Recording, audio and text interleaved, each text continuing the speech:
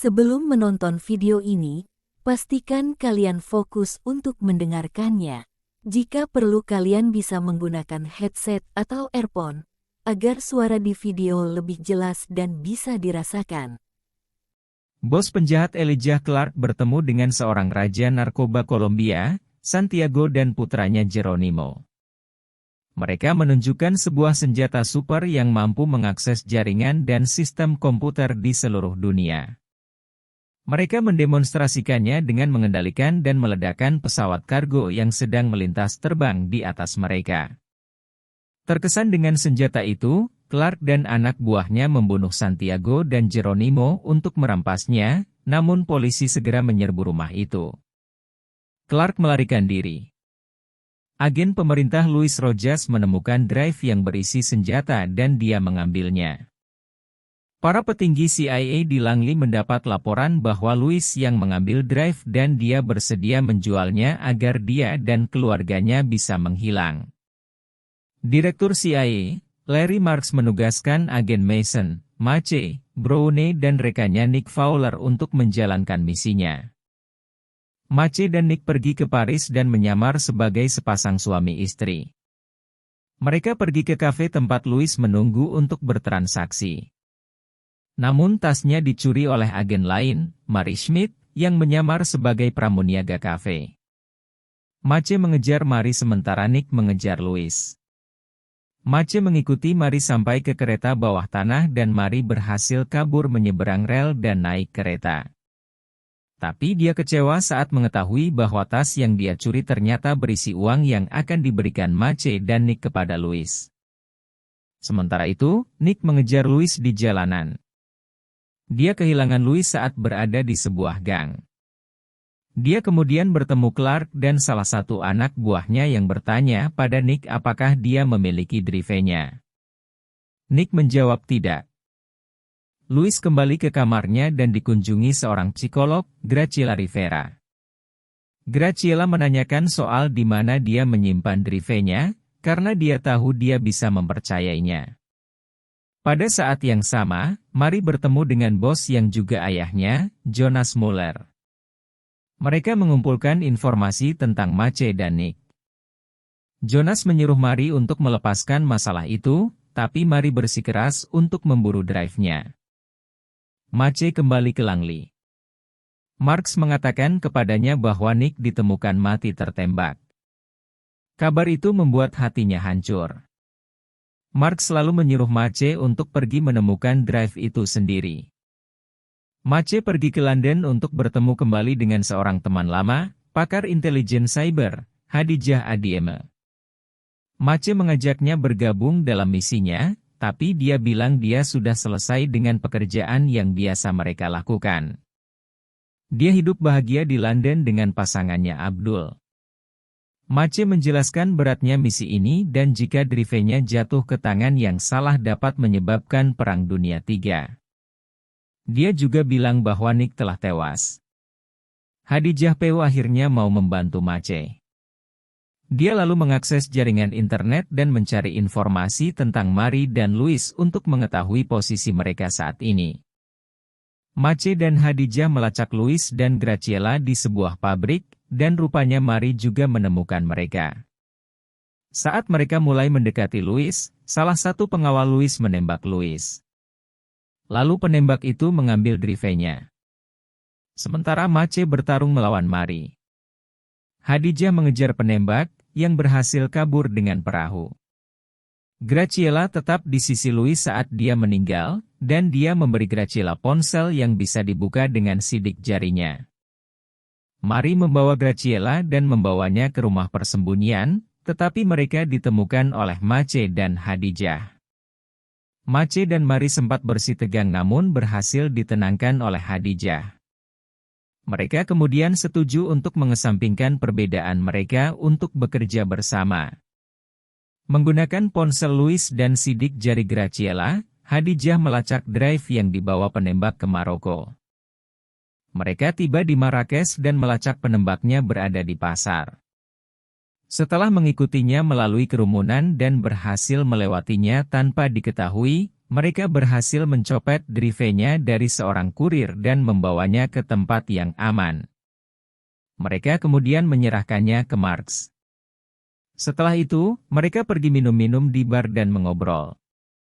Sementara itu, seorang perempuan memasuki markas CIA dan menembak Marks. Saat minum-minum, mereka melihat berita tentang kecelakaan pesawat dan jaringan listrik yang mati di 2 kota. Mereka lalu menyadari bahwa drive tersebut telah jatuh ke tangan yang salah. Mereka kembali ke markas CIA dan menemukan Marks telah tewas. Agen CIA lainnya, yang dipimpin oleh Grady datang untuk menangkap mereka. Mereka melawan dan berhasil kabur. Mereka kemudian menemui kurir pembawa drive sebelum dan menginterogasinya. Setelah ditembak kakinya, kurir itu memberitahu mereka tentang lelang di Shanghai. Mereka pun segera terbang ke Shanghai.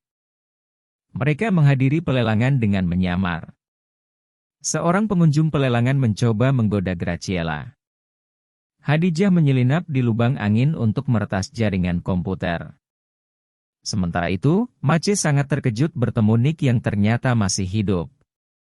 Namun, dia segera sadar bahwa Nick bekerja sama dengan Clark dan dia juga akan mengambil drive-nya. Mace dikurung di sebuah ruangan yang dijaga oleh salah satu anak buah Nick. Acara pelelangan dibuka dengan dipandu oleh perempuan yang pernah membunuh Marks. Nick memenangkan pelelangan sebuah Gucci yang ternyata berisi drive. Saat drive akan diserahkan ke pemenang di sebuah ruangan, Mari dan Mace membuat keributan dengan melempar bom. Mereka lalu menyerbu masuk. Namun usaha mereka gagal, Nick berhasil membawa drive-nya. Para anak buah wanita pelelangan menodong mereka, namun wanita itu membiarkan mereka pergi. Mereka berempat berusaha kabur dari tempat itu saat polisi tiba. Mereka dibantu oleh wanita itu dengan memberi tumpangan. Wanita itu memperkenalkan dirinya sebagai Lin Misheng, seorang agen Cina yang juga telah melacak drive tersebut. Mengenai pesawat yang jatuh dan sabotase listrik di 2 kota, dia memberitahu bahwa Marks bekerja sama dengan Clark, maka dari itu dia membunuhnya agar tidak bertindak lebih jauh. Lin dan ayahnya telah mengumpulkan informasi tentang para penjahat yang menghadiri pelelangan, termasuk orang yang menggoda Graciela. Lin juga mengatakan bahwa dia memiliki drive yang asli. Sementara itu, ketika Clark menyadari bahwa Nick membawa drive yang palsu, dia menyuruh anak buahnya memukuli Nick. Nick dan anak buahnya berhasil melacak mereka. Lalu mereka menyerbu dan menyandera para wanita itu. Nick menunjukkan gambar di layar monitor yang memperlihatkan bahwa anak buahnya juga telah menyandera Abdul, Jonas, dan suami serta anak-anak Graciela. Nick berkata bahwa dia tidak main-main. Dia menyuruh anak buahnya membunuh ayah Lin, Jonas, dan Abdul. Namun saat dia hendak membunuh keluarga Graciela, mereka pun akhirnya menyerah dan menunjukkan di mana drive yang asli. Nick mengambil drive-nya dan membawa Lin untuk agar dia bisa mengoperasikannya. Mace, Mari, Graciela dan Khadijah yang masih berada di tempat Lin melihat gambar di layar monitor. Ternyata kacamata Lin memiliki kamera yang memungkinkan mereka melacak kemana dia pergi. Nick membawa Lin ke hotelnya dan memaksanya untuk mengoperasikan drive-nya. Keempat wanita itu segera melakukan serangan. Mereka terlibat dalam baku tembak melawan anak buah Nick. Lin yang disandera berhasil melepaskan diri dan ikut melawan. Setelah melumpuhkan seluruh anak buah Nick, Mace bertarung tangan kosong melawan Nick. Mace berhasil melumpuhkan Nick. Namun tanpa mereka sadar, Nick bangun dan menembak Mari. Saat dia hendak membunuh Mace, Graciela muncul dan menembaknya. Khadijah menghancurkan drive-nya dan pihak berwenang pun tiba menangkap mereka. 2 bulan kemudian, Nick menemui Clark dan membunuhnya. Saat ini, Nick menjadi direktur baru CIA. Grady membantunya melacak Mace dan yang lainnya karena mereka dilaporkan telah kabur. Mace akhirnya mendatangi Nick di rumahnya. Khadijah, Graciela, Mary, dan Lin juga ikut serta. Mereka menyelipkan racun ke dalam minuman Nick dan memberitahunya bahwa mereka akan mengurung Nick di penjara internasional atas kejahatannya. Para wanita itu pun pergi dan berpisah.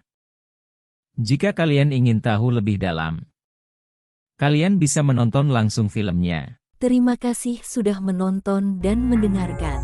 Jangan lupa subscribe channel ini. Jika kalian suka bisa like video ini dan jika kalian mempunyai saran untuk video kedepannya bisa berkomentar di video ini.